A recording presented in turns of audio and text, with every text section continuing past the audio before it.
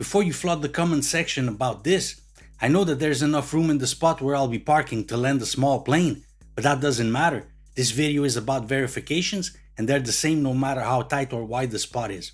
So the first thing you should do after finding your spot is to put your flasher to the side where you want to park. And you should do that before you stop and not after. And that's for two main reasons. One, to indicate to the driver behind that we're about to slow down. And two, so that they understand that we want to park. If they see our flasher and they see that we're about to stop next to an available parking spot, they'll understand, hopefully, that we want to park, so they'll leave enough room for us to do so. If we just stop without indicating or put the flasher after we've already stopped, they might get too close. And on streets with lots of traffic, it means they won't be able to go around us and we won't be able to reverse. Now in this example, I'm on a two-way street separated by a solid line. You can't cross a solid line to pass a vehicle that's about to parallel park, even if you see people doing it all the time. You can do that to pass a vehicle that's stopped temporarily, but if it's parking, you should wait behind. Be careful with that at the exam, because students sometimes tend to just follow the actions of the vehicle in front. Now before reversing, I'll need to check all around the vehicle. Since I'm parking to the right, I do my verifications to the left first, central mirror, left side mirror, and blind spot. And why to the left? Because the front of the vehicle is going to point towards the left.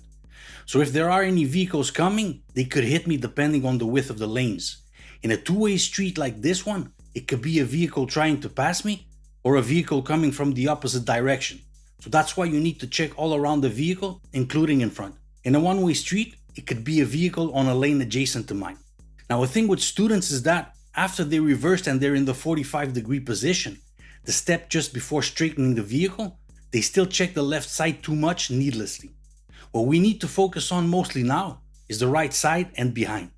We checked the left side in the previous maneuver since we were pointing the front of the vehicle towards the traffic, but in the next step, we'll be pointing the vehicle away from the traffic. So we focus mostly on the right side and back, glancing a bit to the left if necessary. Now do we look in the mirrors while reversing, or should we turn our head and look behind? A mix of both, depending on the situation. In smaller vehicles, I prefer looking back because I have a wider angle of view, so I can see someone or something while they're approaching the vehicle, which leaves me enough time to react. You do have to move your body forward for this though. If you keep your head too close to the headrest, which is a mistake a lot of students do, you won't see much to the right side. However, in larger vehicles where you can't see much to both sides at the same time, or because of the wide frame, you can use the mirrors more and alternate between the mirrors and looking behind. Also, if you're too short or you cannot turn your head or body for some reason, then use the mirrors. I prefer using the mirrors when I already know that there are things close to my sides, like when I'm parking at 90 degrees for example. I can judge the distance better that way. Now a question I get often, should I put my hazards on when parallel parking? I don't recommend it. Hazards are for what the name implies, emergencies. If you put your hazards on, people may think that you'll only stop and not necessarily park. So they might pass you closer than if they knew you wanted to park, because they might think you'll keep the car straight. If they know that you want to park, they should keep in mind that the front of the vehicle will point to the left, so they'll leave more room when passing you. Hopefully. Also, on most vehicles, the hazards and the flashers share the same lights, so if you put your flasher when your hazards are already on, people won't see it. Now another question I get a lot, how do I know when I'm at the right distance between both the vehicle behind and the one in front? Well, that depends on a lot of variables since vehicles are of different heights and shapes. For example, if I park in front of the vehicle that's about the same size as mine, with this much distance between the two vehicles, when I look back, I still see the other vehicle's mirrors completely. If I park in front of a vehicle that's smaller than mine, with more or less the same distance between the two vehicles, when looking back, I don't see the mirrors anymore. If I park in front of a vehicle that is bigger than mine, I still see half of the front lights. So it depends a lot on the size of the vehicles in front and behind you where you park. There are a few tricks you can use though. I'll do a video specifically on that soon.